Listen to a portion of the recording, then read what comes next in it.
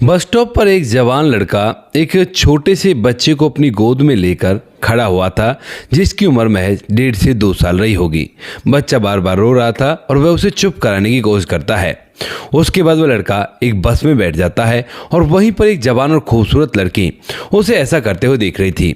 वह भी उसी बस में बैठ जाती है और उसके साइड वाली सीट पर ही जाकर बैठकर जब उस बच्चे को रोता हुआ देखती है तो उसे कहने लगती है कि लाइए मैं ऐसे चुप कराती हूँ। अब इसके बाद वो लड़का पहले तो उसकी तरफ देखता है और उसके बाद देख कर कि भाई यहाँ पर बच्चा रो रहा है तो सभी लोग डिस्टर्ब हो रहे हैं, उस बच्चे को उसकी गोद में तो दे देता है। लेकिन फिर कुछ ज़िंदगी में ऐसा होता है कि वो जो लड़की उस लड़के को अपनी गोद में लेती है वह उसकी माँ बन जाती है। क्या हुआ था ऐसा, पूरी सच्चाई के बारे में जानने के लिए वीडियो को अंत तक जरूर देखें। नमस्कार दोस्तों, मेरा नाम है जीतू और आप लोग देख रहे हो ब्रेन डिमांड चैनल। वीडियो को ज़्यादा से ज़्यादा शेयर करें और चैनल को सब्सक्राइब करना ना भूलें ताकि मेरा हौसला बढ़ता रहे। उत्तर प्रदेश के प्रयागराज के पास ही के गांव में एक लड़का रहा करता है, जिस लड़के का नाम होता है मनीष। मनीष जिसकी शादी हो चुकी है और शादी के बाद वह मुंबई में रहकर काम किया करता है और उसकी जो पत्नी है वो घर पर रहा करती है। पत्नी गर्भवती है और यहाँ पर जो मनीष है वो बार बार अपनी पत्नी से फ़ोन पर बात तो करता है, लेकिन ज़्यादा इस तरह की बात उन दोनों की नहीं हो पाती, क्योंकि फ़ोन जो था वह माँ बाप का था और माँ बाप के फ़ोन से ज़्यादा बात वो ऐसी नहीं कर पाता था कि भाई तुम ठीक हो, कोई ऐसी परेशानी तो नहीं है, बस ज़रूरत के सामान की ही बात की जाती थी। यहाँ पर ऐसे ही करके धीरे धीरे समय बीत रहा था, लेकिन तभी एक दिन अचानक से यहाँ पर जो लड़का होता है उसकी चाची का फ़ोन उसके पास आता है और वो कहती है बेटा तू जल्दी से आ जा, तेरी पत्नी की तबीयत बहुत ज़्यादा ख़राब है। अब इस बात को सुनकर वह हैरान हो जाता है, क्योंकि अब तक उसकी पत्नी को एक बेटा भी हो चुका था और अचानक से उसकी ऐसी तबीयत कैसे ख़राब हुई, और अभी अभी कुछ दिन पहले उसकी डिलीवरी हुई थी। अब यहाँ पर ये बात देखकर वह काफ़ी ज़्यादा परेशान और हैरान होता है और वहाँ से भागा दौड़ा आता है। भागा दौड़ा पहुँचता है वहाँ पर, लेकिन पहुँचने के बाद उसे पता चलता है कि उसकी पत्नी इस दुनिया को छोड़कर जा चुकी है। जब उसकी पत्नी इस दुनिया को छोड़कर चली जाती है, जिसका नाम मीना होता है, तो उसके बाद वह काफ़ी ज़्यादा उदास होता है, क्योंकि मनीष ने मीना से प्यार करके शादी की थी। दरअसल इन दोनों की मुलाकात शादी से पहले होती है और मुलाकात होने के बाद ये दोनों एक दूसरे को पसंद कर लेते हैं। वो एक रिश्तेदार की शादी होती है और उस रिश्तेदार की शादी में ये दोनों एक दूसरे से मिलते हैं और रिलेशन था, तो इसी वजह से दोनों के परिवार को पता भी था कि भाई वो परिवार कैसा है, लेकिन इन दोनों की शादी के लिए दोनों के घर वाले साफ मना कर देते हैं। लेकिन जो मनीष होता है वह क्योंकि बड़े घर का था और जो मीना थी वो छोटे घर की थी, तो इसीलिए वो इस बात को कह देता है कि भाई मैं शादी करूंगा तो उसी से करूंगा। इस बात को सुनकर जो मनीष के माता पिता वो मना तो करते हैं, लेकिन जब बेटा जिद पे आ जाए तो फिर भला कैसे रोक सकते हैं। यहाँ पर जो लड़की के माता पिता होते हैं वो मानने के लिए तैयार नहीं होते, क्योंकि बड़ा घर था और वह नहीं चाहते थे कि भाई इस तरह से लोग कहें कि देखो अपनी बेटी को शादी में भेजकर हमारे बच्चे को बहला फुसला लिया, तो इसी वजह से वो भी अपनी बेटी से साफ मना कर देते हैं। लेकिन दोनों अपने घर वालों की मर्जी के खिलाफ शादी करते हैं। जब मर्जी के खिलाफ शादी होती है तो यहाँ पर जो मीना के घर वाले होते हैं वो इतने नाराज हो जाते हैं कि वो उससे कह देते हैं कि देख आज से हमारा तेरा कोई भी नाता रिश्ता नहीं है और तू अपने पति के साथ रह जिसे तुमने चूज किया है। ऐसा कहकर वह उससे रिश्ता तोड़ देते हैं और उसके बाद मीना अपने पति के साथ रहने लगती है। और यहाँ पर जो पति होता है वह भी अब क्योंकि उसकी शादी हो गई है, घर वाले जो होते हैं वो पहले तो मना कर देते हैं कि यहाँ पर नहीं रहेगा, लेकिन उसके बाद कहते ना अपना बेटा तो अपना बेटा ही होता है, उसको घर में तो रखने लगते हैं, लेकिन उसकी पत्नी मीना से ज़्यादा खुश वो नहीं रहा करते हैं।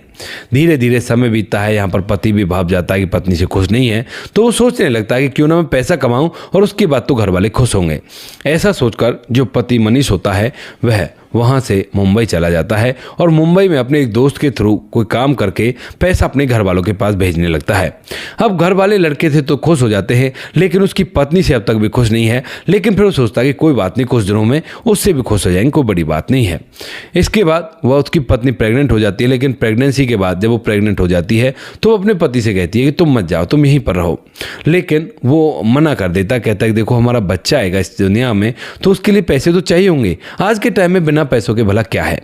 तो यहाँ पर जो पत्नी मीना होती है वह भी इस बात को समझती है और अपना सर नीचे की तरफ कर लेती है। धीरे धीरे समय बीतता और समय के साथ साथ उसको बच्चा भी हो जाता है और उस टाइम पर भी जो पति था वह मुंबई में था, क्योंकि काफ़ी सारा पैसा भी लगा करता है और दूर भी ज़्यादा पड़ा करता है। तो इसीलिए वो अपने घर वालों के भरोसे अपनी पत्नी को छोड़ देता है और घर वाले जो होते हैं डिलीवरी करवा देते हैं। लेकिन डिलीवरी होने के 6 महीने बाद ही जब अभी तक पति नहीं आया था तो उसके बाद अचानक से पति के पास फोन जाता है कि तुम्हारी पत्नी की तबीयत बहुत ज़्यादा खराब है और तुम यहाँ पर आ जाओ। उसके बाद वो वहाँ पर आता है, इतने उसकी पत्नी दुनिया को छोड़कर जा चुकी है और ये सारी बातें सोचकर वह फूट फूट कर रोने लगता है पत्नी की उन बातों को याद करके। और जब वह रोता है तो उसके माता पिता उसे संभालते, कहते कि बेटा कोई बात नहीं, तो चिंता मत कर, हम है ना, तेरे बच्चे को हम पाल लेंगे। अब इस बात को सुनकर जो लड़का मनीष होता है वो भी कहता है कि ठीक है माँ बाप जी, अब तो आपका ही सहारा है। और ऐसा कहकर वह अपनी पत्नी की शोक सगा मनाकर वहाँ से चला जाता है और फिर से मुंबई जाकर काम करने लगता है। सोचता है कि अब तो बच्चे का खर्च निभाना है, तो पैसे तो अच्छे खासे कमाने होंगे, तो इसीलिए वहाँ पर चला गया था। लेकिन वहाँ पर जाकर जैसे वो काम करता है कुछ ही दिनों, तो कुछ दिन काम करने के बाद लगभग जब 1 साल वहाँ पर काम कर लेता है तो उसके बाद फिर से अपने बच्चे के पास आता है उसे देखने के लिए, हालचाल जानने के लिए। लेकिन जब इस बार आता है तो वह कुछ दिन की छुट्टी लेकर आया था और अपने बच्चे को खिलाते खिलाते एक बार जब गली में निकलता है तो पड़ोस की एक महिला होती है जिसका नाम सविता होता है। और जो सविता होती है वह जब इसे बच्चे को खिलाते हुए देखती है तो उसके बाद बच्चे को खिलाने के बहाने इसके पास आती है और कहने लगती है खिला रहे हो बच्चे को। तो उसके बाद यहाँ पर जो लड़का होता है वो कहता है कि हाँ खिला तो रहा हूँ, क्या हुआ? तो वो कहने लगी कुछ नहीं, बेचारी की माँ चली गई और तुम्हारी जो पत्नी थी ना उसके साथ हुआ ही बहुत गलत था। अब इस बात को सुनकर वह हैरान होता है और कहने लगता है कि मतलब क्या, तुम्हारा क्या गलत हुआ था? तो वो बताती है कि दरअसल तुम्हारी जो पत्नी थी वो मेरी खास सहेली थी और मुझसे वो अपने मन गुण की बात कर लिया करती थी। उसके बाद वो पूछता है कि क्या बात हो गई? तो उसके बाद वो कहने लगती है कि तुम्हारी पत्नी को ना तुम्हारे घर वालों ने इस दुनिया से विदा किया है। अब इस बात को सुनकर सुनील हैरान हो जाता है और कहने लगता है कि होश में तो हो ना, मेरे घर वालों पर क्या इल्ज़ाम लगा रही हो? तो उसके बाद वो कहती है कि अरे ऐसे इल्ज़ाम नहीं लगा रही, मैं वैसे कह रही हूँ क्योंकि वो मुझे बताया करती थी कि तुम्हारे घर वाले उसके साथ बिल्कुल भी अच्छा व्यवहार नहीं किया करते और अगर थोड़ी बहुत बीमारी भी हो जाए तो उसके बाद भी कह दिया करते कि ऐसी तो छोटी मोटी बीमारियां सबकी चलती रहती हैं और तू आराम से घर में काम कर, खामखा ही ड्रामा कर रखा है। और वो चाहकर भी तुम्हें नहीं बता पाई क्योंकि वो चाहती थी कि तुम्हें बता दूं, लेकिन वो नहीं चाहती थी कि तुम अपने माता पिता से अलग हो, क्योंकि जब भागकर शादी की थी तो उस टाइम पर कुछ दिन जब अलग रहे थे तो तुम्हारे चेहरे को देखकर वो समझ गई थी कि ये माता पिता के बिना नहीं रह सकता। इस बात को सुनने के बाद सुनील के पैर तले से जमीन खिसक जाती है और उसके बाद वो बताती है कि हो सकता है शायद ऐसा ही हुआ हो, तुम्हारी पत्नी की डिलीवरी के बाद केयर नहीं की गई हो और केयर करना जरूरी रहता है क्योंकि जब बच्चा होता है ना तो वो बहुत नाजुक दिन होते हैं उसके बाद के, तो उनमें पत्नी की महिला की केयर करनी जरूरी होती है। तो पक्का तुम्हारे माता पिता ने उसकी केयर नहीं की होगी। इसके बाद वह हैरान होकर कहता है कि ठीक है देखता हूँ मैं। घर तो चला जाता है लेकिन घर जाकर जब पूछता है कि माँ कैसे कैसे हुआ था, बच्चा हुआ था, उस टाइम की बातें करने लगता है तो वो बता देते हैं कि ऐसे ऐसे ज़्यादा कुछ तो नहीं था, खाने पीने के लिए भी कुछ अच्छा नहीं दिया गया था लेकिन उसे घर में रखा करते थे। और ये सारी बातें जब मनीष के सामने आती हैं तो मनीष जो होता है एकदम से गुस्से से लाल हो जाता है और अपने माता पिता से वहीं पर लड़ाई कर देता है।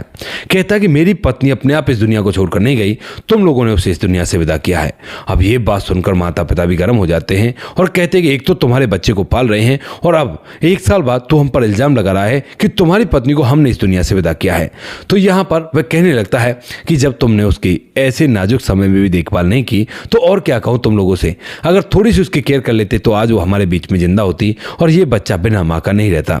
यहाँ पर जो माता पिता हैं वो कहने लगते हैं कि फिर इसमें हमारी क्या गलती है, तुम्हें देखनी चाहिए थी अपनी पत्नी के बारे में। तो वो कहता है कि मैंने तो माँ बाप के ऊपर छोड़ दिया था, तो माँ बाप का फर्ज नहीं बनता क्या? उसने मुझे कभी बताया नहीं, अगर वो एक बार भी मुझे बता देती तो उसके बाद मैं खुद उसे अपने साथ ले जाता और यहाँ पर तुम्हारे पास छोड़ता ही नहीं। और अगर मुझे पता चल जाता कि तुम लोग ऐसा कर रहे हो तो फिर मैं पहले ही उसे अपने साथ ले गया होता। अब ये सारी बातें जब बेटा अपने माता पिता से कहता तो माता पिता भी गर्म हो जाते हैं, कहते कि हमारे जुम्मे लगा रहा है, ऐसी बात है वैसी बात है। लेकिन इन बातों को सुनकर जो बेटा सुनील होता है वह बहुत ही मनीष होता है वह बहुत ही ज़्यादा गर्म हो जाता है और उसके बाद कहता है कि ठीक है ऐसी बात है तो अब मुझे यहाँ पर रहना ही नहीं है, मैं अपने बच्चे को लेकर जा रहा हूँ, मैं चाहे जैसे भी करूँ इसकी देखभाल खुद करूँगा और आप लोग अपना आराम से यहाँ पर रहो। ऐसा कहकर वह शाम को ही अपने बच्चे को तैयार करता है। तैयार करने के बाद यहाँ से प्रयागराज जाता है। प्रयागराज के बस स्टैंड पर जाकर अब राह देखने लगता है कि उसे कहाँ जाना चाहिए। पहले तो बैठा बैठा सोचता है, उसका बच्चा उसकी गोद में फूट फूट कर रोता रहता है और वह काफ़ी ज़्यादा परेशान होता है। लेकिन तभी जब वह यहाँ पर बस ढूंढता है तो उसे एक बस मिलती है जो कि दिल्ली जा रही थी और दिल्ली जाने के बारे में वो सोचने लगता है। सोचता है कि दिल्ली बड़ा शहर है, कोई ना कोई काम तो मुझे मिल ही जाएगा और काम के साथ में बच्चे की भी देखरेख खुद से कर सकता हूँ। ऐसा सोचकर जो मनीष होता है वह वहाँ से प्रयागराज के बस स्टैंड से एक दिल्ली जाने वाली बस में जाकर बैठ जाता है और वहाँ पर जाने के बाद जैसे वो जिस सीट पर बैठता है तो उसी सीट पर एक जवान और खूबसूरत लड़की जिसका नाम शौर्या होता है और जिसकी उम्र लगभग 26 साल रही होगी, वह भी आकर उस सीट पर बैठ जाती है। अब जैसे वो सीट पर बैठती है तो उसके बच्चे की तरफ ही देख रही थी जो कि बार बार रोता हुआ जा रहा था, तो उसे अपनी गोद में उठा लेती है। कहती है कि लाओ मुझे दो इसे, मैं चुप कराती हूँ। अब इस बात को सुनकर वह इधर उधर देखता है मनीष, जैसा कि मैंने आपको पहले बताया, और उसके बाद उस बच्चे को उसकी गोद में तो दे देता है, लेकिन जैसे ही बच्चा गोद में जाता है तो यहाँ पर वो उसे अपने सीने से लगाती है और दो चार बातें ऐसी कर करके कि भाई चुप हो जाओ बेटा, या देखो अब ये हो गया वो हो गया, ऐसी कुछ बातें करके उस बच्चे को चुप करा देती है।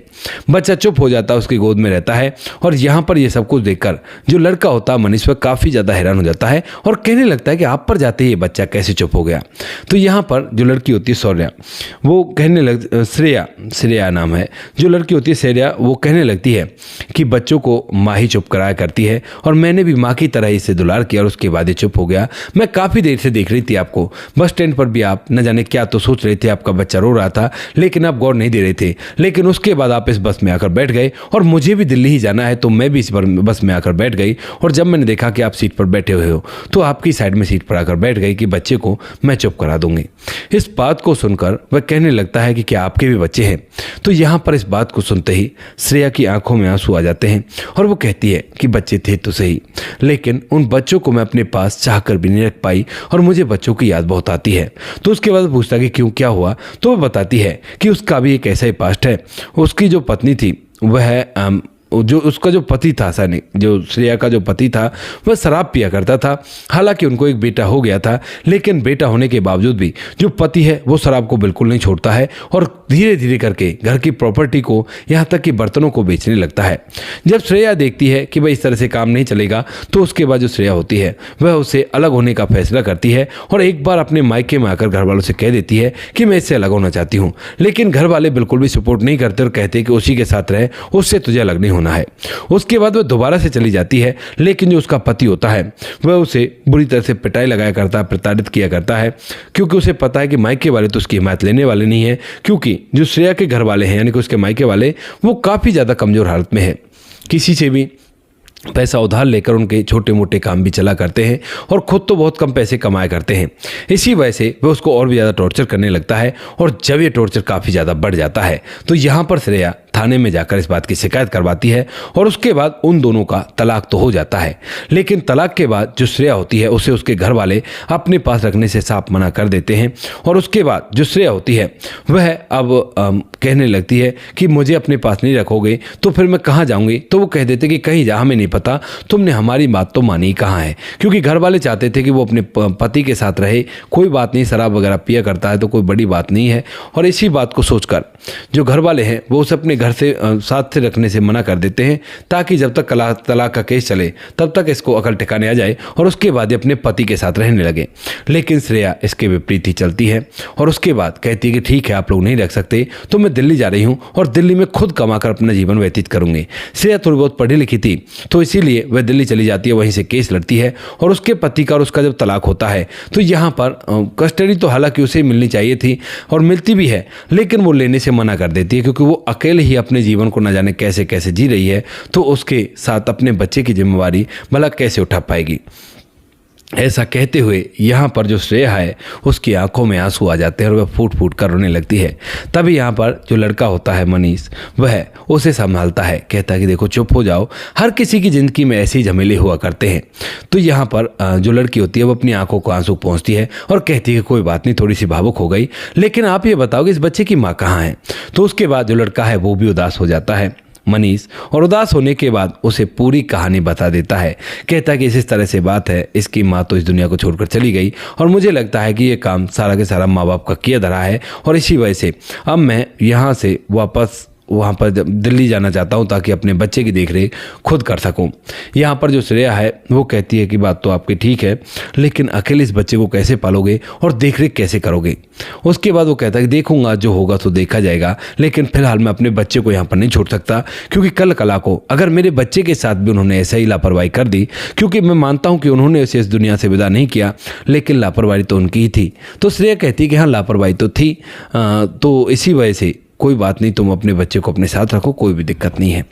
उसके बाद उन दोनों में आपस में बातचीत होती है और बातचीत के दौरान जो लड़का होता है वो पूछ लेता है कि फिर तुम यहाँ पर क्यों आई हो। तो उसके बाद वो कहती है कि देखो माता पिता ने अब मुझे माफ़ कर दिया है, या मैं कह दिया है कि कोई बात नहीं, घर पर आ सकती हो। तो उसके बाद कभी कभी चली आती हूँ घर वालों से मिलने के लिए। हालांकि मन तो नहीं किया करता, क्योंकि बुरे वक्त में उन्होंने काम नहीं दिया, लेकिन माँ बाप तो माँ बाप ही हुआ करते हैं। ऐसा कहकर वह उसे कहने लगती है और तुम भी विश्वास करो, तुम्हारे माता पिता को कभी ना कभी तो कल आएगी और वो तुमसे इन सारी बातों को कहेंगे और माफ़ी मांगेंगे। तो उसके बाद वो कहता है कि मुझे माफ़ी तो चाहिए नहीं, अब जो हो गया वो कहाँ बढ़ सकता है। लेकिन माता पिता को सोच कर ये तो सोचना चाहिए था कि हाँ उनकी गलती है, उन्होंने कबूल ही नहीं किया, ये तो बहुत गलत बात है। उसके बाद वो कहती कोई बात नहीं, समय सब चीज़ ठीक कर देता है। पूरे रास्ते भर वो दोनों एक दूसरे से बातें करते रहते हैं और बातें करते करते जैसे यहाँ पर दिल्ली पहुँचते हैं तो दिल्ली उतरने के बाद जो लड़की होती है वो कहने लगती है कि तो क्यों ना तुम ऐसा करो, मेरे फ्लैट पर आ जाओ, वहाँ पर एक कमरा खाली है और अगर तुम्हें अच्छा सा काम मिलता है तो तुम काम से मेरे पैसे चुका दिया करना आधे किराए के, और कोई भी दिक्कत नहीं है। तो यहाँ पर जो लड़का है अब तक वह भी उसे अच्छी तरह से जान गया था, और जो श्रेया थी वह भी उस बच्चे को गोद में माँ की तरह खिला रही थी। तो वो सोचने लगता है कि अगर इसके पास रहूँगा तो बहुत अच्छा रहेगा, क्योंकि सुबह शाम कुछ देर तो बच्चे को रिलैक्स मिलेगा और मैं अपना नौकरी वगैरह ढूंढ सकता हूँ। इस बात को सोचकर यहाँ पर वह बेहामी भर देता है और उसके बाद दोनों एक ही फ्लैट के अंदर अलग अलग कमरों में रहने लगते हैं और बच्चा बीच की कड़ी बन जाता है। धीरे धीरे समय बीतता है तो समय के साथ साथ जो माता पिता होते हैं उन्हें भी एहसास हो जाता है मनीष को कि यह जो कुछ भी हुआ है वो हमारी लापरवाही की वजह से हुआ है, और इसी वजह से एक दिन फ़ोन करके वो उससे कह देते हैं। ये बात वो श्रेया से शेयर करता है और जो श्रेया होती है वो कहती है देखा ना, मैंने कहा था ना कि ऐसा ही होता है। उसके बाद वो दोनों जब एक साथ रहते हैं और बच्चा बीच की कड़ी बन जाता है तो धीरे धीरे दोनों एक दूसरे के काफ़ी ज़्यादा करीब आ जाते हैं, और इस करीब होने का एक ही मतलब होता है कि वो दोनों एक दूसरे से प्यार करने लगे थे। हालांकि कोई भी किसी से कह नहीं पाता है, क्योंकि उसकी तो दोनों की शादी हो चुकी है, दोनों अलग अलग रहा करते हैं, लेकिन उन्होंने इस बारे में कभी सोचा ही नहीं, एक दूसरे को सहारा दिया था और वो सहारा प्यार में बदल चुका है। कुछ दिनों बाद एक दिन जो लड़का होता है वह आता है, आने के बाद नौकरी देख रहा था, नौकरी उसे मिल गई थी, तो इसे नौकरी की खुशखबरी देता है। कहता है कि श्रेया मुझे नौकरी मिल गई। इस बात को सुनकर श्रेया बड़ी खुश होती है, क्योंकि अब तक हर संडे वो घर से निकला करता कि संडे को श्रेया घर पर रहा करती तो वो बच्चे को संभाल लेगी और बाकी टाइम तो उसे यहीं पर रहना पड़ता है। तो इसी वजह से संडे को वो नौकरी के लिए निकला करता है और जब भी लौटा करता है तो श्रेया पूछा करती है, और इन दोनों का एक फैमिली जैसा रिश्ता बन गया था। अब जैसे उसे पता चलता है कि उसकी नौकरी लग गई है तो उसके बाद श्रेया और ये लड़का मनीष एक दूसरे के गले लिपट कर फूट फूट कर रोने लगते हैं, और ये गले लिपटना कुछ ऐसा होता है जैसे कि एक प्रेमी और प्रेमिका एक दूसरे के गले लिपटा करते हैं। थोड़ी देर में उन्हें पता चल जाता है कि हम लोग क्या कर रहे हैं, किस वजह से रो रहे हैं, तो उसके बाद दोनों अलग होते हैं। लेकिन तभी यहाँ पर जो लड़का होता है वो कहता है कि श्रेया क्या तुम मेरे बच्चे की परमानेंट माँ बनना चाहोगे। इस बात को सुनकर जो श्रेया होती है शायद उसके मन में भी यही चल रहा था, और उसके बाद वो उसकी तरफ देखती है थोड़ी देर तो, और उसके बाद हाँ में सर हिला देगी। यहाँ पर दोनों का जो प्यार का इजहार था वो बिना कहे हो गया था, यानी कि किसी ने किसी को आई लव यू नहीं बोला या कुछ और नहीं बोला, बस बच्चे की माँ बनने के लिए बोला और उसके बाद उसने हामी भर दी। इसके बाद आज तक भी यानी कि 2023 में इन दोनों की शादी हुई थी, और आज तक भी ये दोनों एक साथ अपने जीवन को जी रहे हैं और एक ही फ्लैट में दिल्ली में रहकर काम किया करते हैं और एक साथ प्रयागराज जाया करते हैं। माता पिता जब दोनों को पता चल जाता है तो उसके बाद दोनों के माता पिता ने सपोर्ट करते हैं और आज ये लोग खुशहाल जिंदगी जी रहे हैं और उसी बच्चे को पालने का इन्होंने फैसला किया है। हालांकि लड़का तो चाहता था कि एक और बच्चा कर ले, लेकिन यहाँ पर लड़की ने बोल दिया कि अगर और बच्चा हो जाएगा तो हो सकता है मैं सौतेली माँ हूँ इस बच्चे की और मैं इसे प्यार कम कर दूँ, तो इसीलिए कुछ कह नहीं सकते, दिमाग कब बदल जाए, तो मैं दूसरा बच्चा बिल्कुल भी नहीं करूंगी। ऐसा कहकर वे दूसरा बच्चा करने से मना कर देती है और वो लोग खुशियों से अपना जीवन जी रहे हैं। तो दोस्तों ये थी आज की कहानी। आपको जैसी भी लगी हो कमेंट सेक्शन में बता देना। वीडियो अगर अच्छी लगे तो वीडियो को लाइक और चैनल को सब्सक्राइब करें ताकि हमें थोड़ा सा हौसला मिल सके आप लोगों के लिए ऐसे अच्छे वीडियो बनाने के लिए। इन कहानियों को सुनाने का उद्देश्य किसी को परेशान करना बिल्कुल भी नहीं है। ये कहानी आपको इसलिए सुनाई जाती है ताकि आप लोग इन कहानियों में से कुछ ना कुछ सीख सको और अपने जीवन में उस चीज़ को अप्लाई कर सको। मिलते किसी नेक्स्ट वीडियो नए टॉपिक के साथ, तब तक के लिए जय हिंद, जय भारत, जय हिंदुस्तान।